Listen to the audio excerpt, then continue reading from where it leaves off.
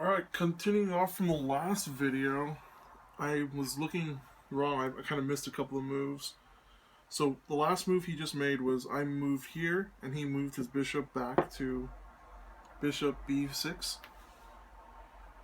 My next move is e4. Pushing up and trying to control the center some more. Got good rook protection. He plays knight d4. Knight takes d4, so he takes. Oops. And I take back. And then bishop takes d4.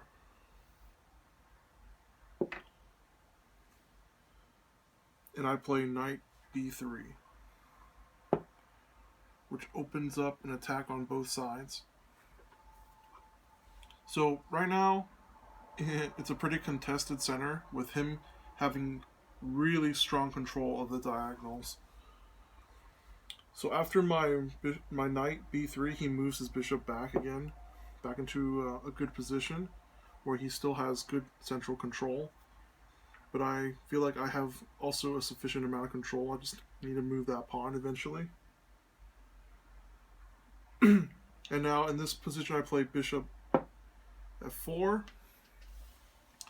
It's a decent move. I wouldn't say it's too strong, but it's a good development move. I eventually want to connect my rooks together. I eventually want to maybe put my rook down here on c1, so control another file. Excuse me. He plays knight e7. So he is going to protect his king, and it looks like he's going to go for a castle.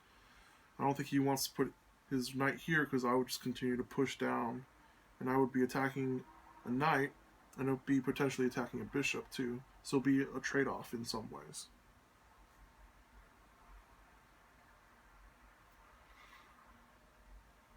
So knight e7. Next move, I do put my rook on c1, gain control of the central file. He plays d6.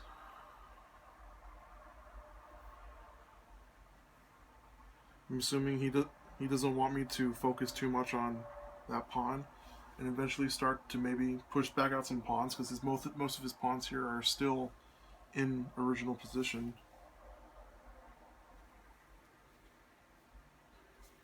Play e5.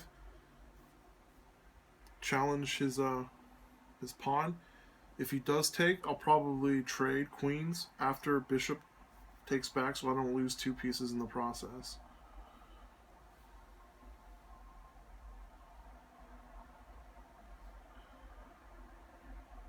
He plays d5, so he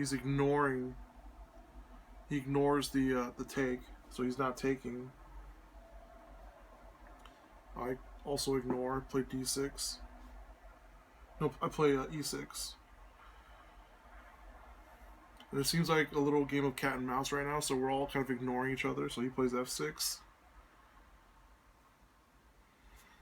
And then I go for the bishop takes c7.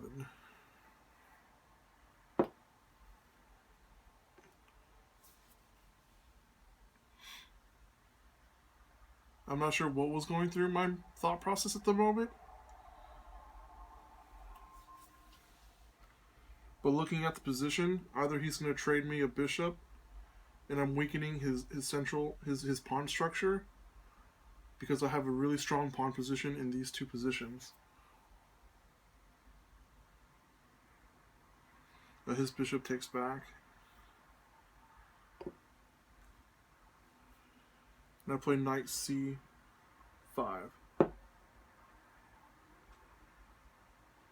So now I would say my knight is in a pretty reasonable, strong position. It's in a really good support position by my rook. I'm attacking the bishop, so if he wants to save that bishop, he would have to move it. He does, plays bishop c6.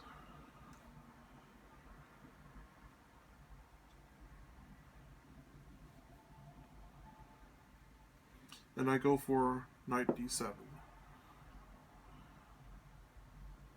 Either I was going for a really ballsy move, or I was going for a real ballsy move. I was just sacrificing my pieces. I mean, it's a worthy trade. It's a worthy trade. If he does take my knight with his bishop, I do take back. So let's look what the next move is. So bishop does take d7.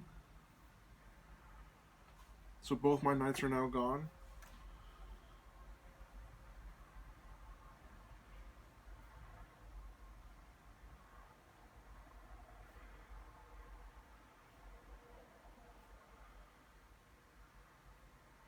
But I don't take it, so I take bishop takes d5.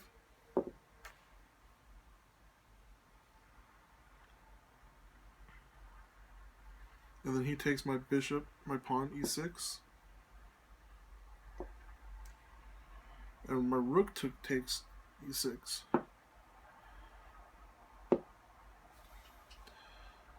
So now, after a few moves down, I can see why I did that move. Because now my rook has his knight pinned, and he can't take my bishop unless he wants to sacrifice queen. And that'll be basically a free queen. And if my queen comes up here, then I'll get eventually a free rook if he doesn't move it. So right now I have his knight pinned. With my rook takes e6. And he doesn't castle still. He plays rook b8. Because I am attacking his excuse me, his rook with my bishop.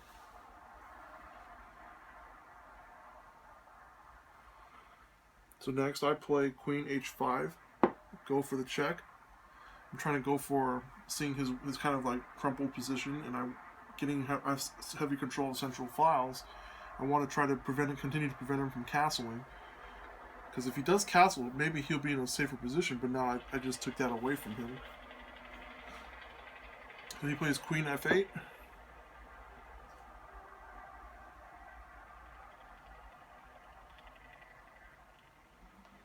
I try to get rid of his defense, so rook f6. Takes f6. Check. And he's going to take.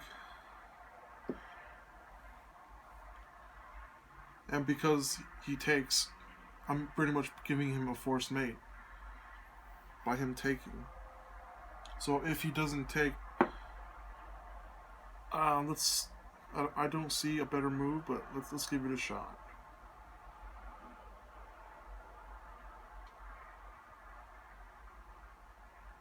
So he's in check. He has to move. He can't move to e8. So his only safe square is to go here.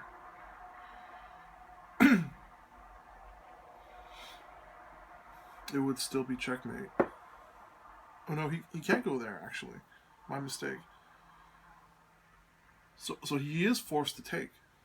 It's a forced move.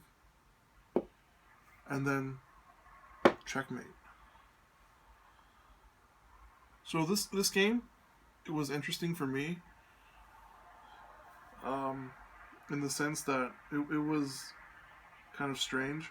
I mean, King's Indian attack is my most used opening, and it's my best studied line. But there are some moves that I particularly think that when he moved his bishop, was it to either this square or this square?